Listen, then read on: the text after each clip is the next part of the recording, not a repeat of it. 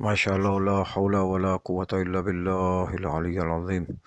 بسم اللہ الرحمن الرحیم. الحمد للہ رب العالمین والصلاة والسلام علی اشرف الانبیاء والمرسلین ابی القاسم محمد اللہم صل وعلى اہل بیتہ الطیبین الطاہرین المعصومین ولعنة الدائمہ على اعداء اجمعین من یومنا هذا الى یوم قیام الدین.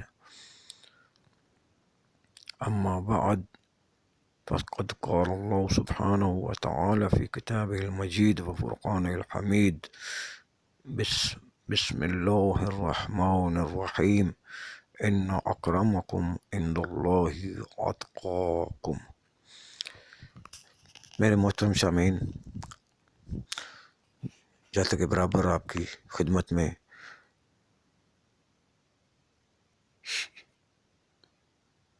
شیعہ کی صفتیں کے حوالے سے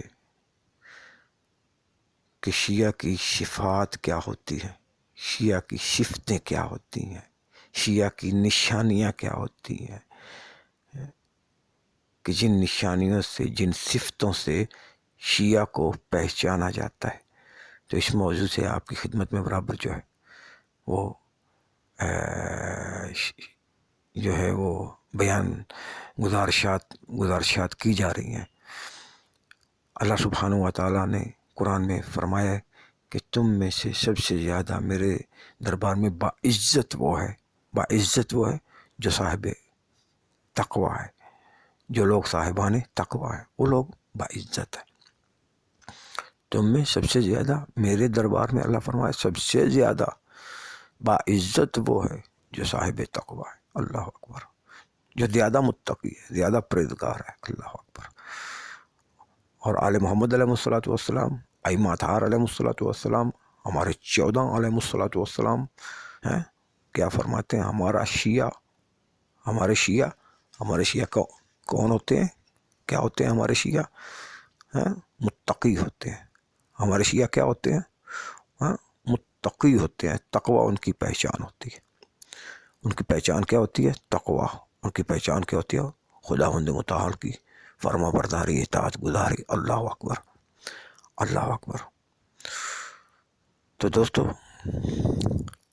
کاش، بڑے افسوس سے مجھے کہنا پڑتا ہے کہ کاش ہمارے ممبروں پہ اس رنگ سے، ڈھنگ سے، طور طریقے سے ہمارے ممبروں پہ تبلیغ کی جاتی، ایسی مجالس پڑھی جاتی، ایسی تقریریں کی جاتی جیسی قرآن چاہتا ہے،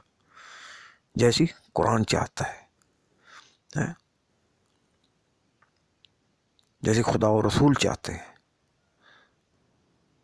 قرآن سے، ائمہ کے فرمان سے، 14 کے فرمان سے اگر ہمارے ممبروں پہ تقریریں کی جاتی، اللہ اکبر، اپنے ڈھکوسلے، اپنی جہالت، اپنی مانی، اپنی جہالت کو ممبروں پہ بیان نہ کی جاتی، بلکہ کیا ہے، معصومین کے فرمان بیان کی جاتے، قرآن کی آیات سے تبلیغ کی جاتی. معصومین کی زبان مبارک سے بتایا جاتا کہ آل محمد کے شیعہ کون ہیں. آج تک ہمارے ممبروں پہ نہیں بتایا گیا کہ آل محمد کے شیعہ کون ہیں، کیسے ہوتے ہیں، ان کی صفتیں کیا ہوتی ہیں، ان کی نشانیاں کیا ہوتی ہیں، ان کو پہچاننے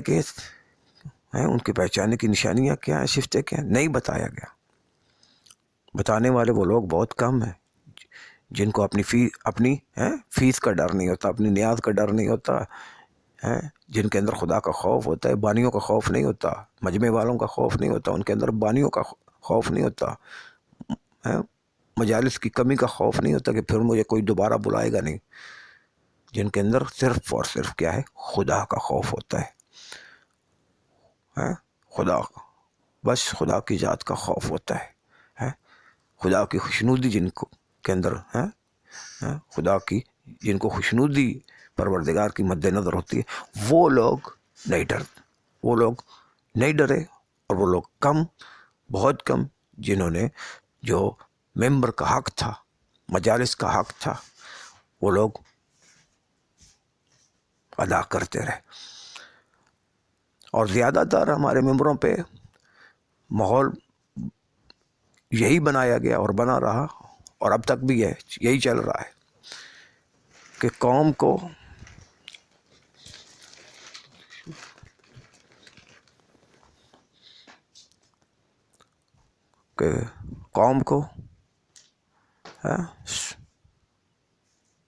جو اصل اسلام کا راستہ ہے، دین خدا کا راستہ ہے، آل محمد کا راستہ ہے، اس طرف قوم کو نہ لایا گیا ہے، نہ لے جانے کی کوشش کی گئی ہے. اپنی مجالس کی کامیابیوں کے لیے، اپنی تقریروں کی کامیابیوں کے لیے، اپنے ریٹ بڑھانے کی خاطر ہمارے ریٹ، ان لوگوں کے ریٹ بڑھتے رہے، ان کی مجالس چلتی رہیں، ان کی مجالس کامیاب رہی، ان کی مجالس زبردست گئیں. ان لوگوں نے اپنی جیبیں بھر لیں، آل محمد کے ذکر کو، آل محمد کے مصائب کو، آل محمد کے مذہب کو انہوں نے کاروبار کا دھندا بنا لیا، دھندا بنائے رکھا. مگر یہ لوگ اپنی جیبیں تو بھر گئے، اپنے بینک بیلنس تو بنا گئے، مگر قوم کو کیا دے گئے؟ قوم کو کیا بنایا؟ قوم کو کس حد تک پہنچایا؟ وہ آپ کے سامنے ہے. ہمارے کتنے نوجوان ہیں جن کو نماز آتی ہے، کتنے نوجوان ہیں جن کو وضو کا صحیح طریقہ آتا ہے، کتنے نوجوان ہیں جن کو اپنا واجب غسل جنابت کا طریقہ آتا ہو، طہارت نجاست کے مسائل سے واقف ہو. کتنے ہیں نوجوان کو چھوڑو، بزرگوں تک کو صحیح سورہ فاتحہ تک نہیں آتی، بسم اللہ تک نہیں آتی. کیوں؟ اس لیے کہ جو ممبر پہ جا کر بیٹھے ہوتے ہیں وہ خود استغفر اللہ. آپ نے کلپ دیکھے ہوں گے، صاحبان علم جو حضرات ہیں وہ جانتے ہیں، خود جو جا کر جن کو بلایا جاتا ہے وہ خود جناب علی سورہ فاتحہ غلط پڑھ رہے ہوتے ہیں، بسم اللہ غلط پڑھ رہے ہوتے ہیں. تو عوام کن کو سنتی ہے؟ کن کو سنتی رہی؟ عوام کن کو سنتی رہی؟ کن کو سننے کے لیے جاتی رہی؟ کن کے لیے ٹرک بھر کے، کن کے لیے گاڑیاں بھر کے جاتی رہی؟ کوئی عالم دین کسی کا نام آیا، اس کے عالم دین پہ اتنے ٹرک نہیں گئے، عالم دین کے لیے اتنا مجمع نہیں آیا، عالم دین کے لیے اتنی گاڑیاں بھر کے نہیں لائی گئی، عالم دین کے لیے اتنے مجمع اکٹھے نہیں ہوئے جتنے ایک جاہل کے لیے اکٹھے کیے جاتے رہے. ایک منہ پہ استرے مارنے والوں کے لیے مجمع اکٹھے کیے جاتے رہے.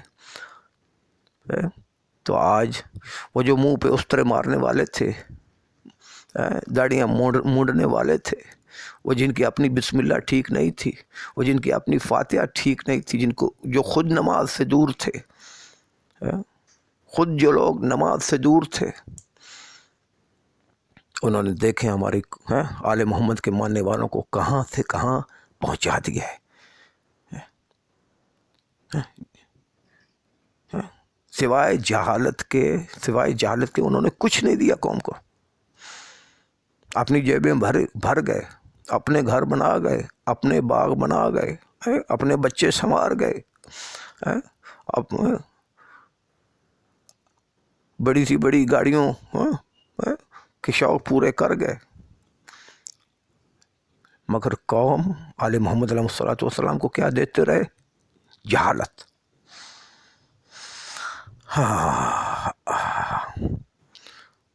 تو کاش ہمارے ممبروں پہ بتایا جاتا رہا، برابر بتایا گیا ہوتا کہ آل محمد علیہ الصلوۃ والسلام کے شیعہ کون ہیں، وہ کیسے ہیں، ان کی نشانیاں، ان کی پہچان کون ہیں. آل محمد کے شیعہ جن کو قرآن شیعہ کہتا ہے، جن کو پیغمبر کی احادیث شیعہ کہتی ہے، جن کو آل محمد علیہ الصلوۃ والسلام ائمہ اطہار کے فرامین جن کو کیا کہتے ہیں کہ یہ بندہ ہمارا شیعہ ہے. اب میں آپ اٹھ کے نعرے مارنے سے تو بندہ شیعہ نہیں نہ ہو جاتا.